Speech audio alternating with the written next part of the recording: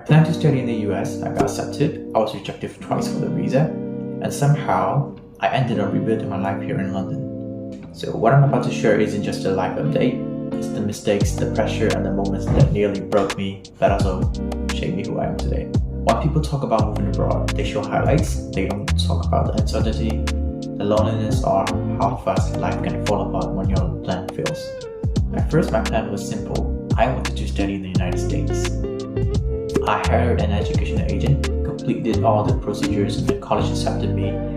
So to apply for the visa, I went to Cambodia, and I stayed there for 6 months. And my first visa attempt was rejected. Hell no, man. So I tried again, why not? So while waiting, I worked in a restaurant just to survive. Then the second attempt came back, got rejected again. Hell no. By then, I had missed the So I had no time to sit and think. I had to make a decision really quickly because this decision will change my life. That's when I changed direction and chose the UK. So everything happened really quickly. I planned for the nearest intake and I took my house into Cambodia, and then I returned to Myanmar for 2 weeks to apply for my UK student visa. Once it was approved, I left immediately. When I arrived in the UK, I stayed with my aunt for a while and they took great care of me, and I'll always be grateful for that.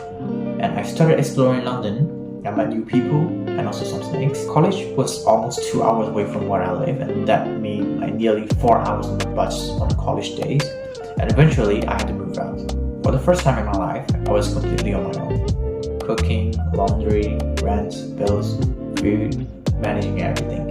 And back home I didn't have to do anything. Really difficult for me, but I'm really proud because these things shaped me who I am today though. So I started looking for a job because I didn't want to be a burden on my family. I applied to many places and got rejected many times, mainly because I was only allowed to work like 10 hours per week. Then eventually I found a cash job. The pay was really low, but it was enough, just enough to survive. I also met some kind people who treated me like their own blood. And there were also moments where I hit the rock bottom, like cold days, the lonely nights, and mentally exhausted. I couldn't even go to the gym anymore at these moments. I wasn't really fine. But there was nothing else to do except face the problems and find my own way through them. So yeah, I passed my first year of college. I moved again to somewhere easier to travel, and I met new people who took good care of me. And yeah, every day felt the same. I go to work, I go to the gym, I eat, sleep, and then I kept applying for better jobs day and night. Even though I had a job, the pay was still low, and sometimes I still needed some help financially. Eventually, I locked back in. I returned to the gym regularly. I became more familiar with London, the people, the culture, and how these things works. I started feeling more like a local though, and I decided to take a gap year and work full time.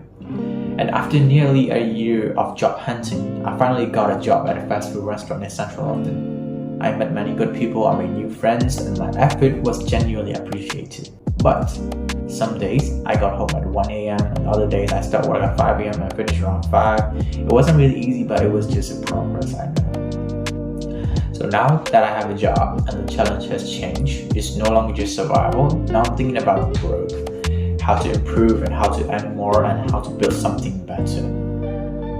So looking back, I'm grateful for every experience, like good or bad, because everything happened for a reason and every situation taught me a lesson.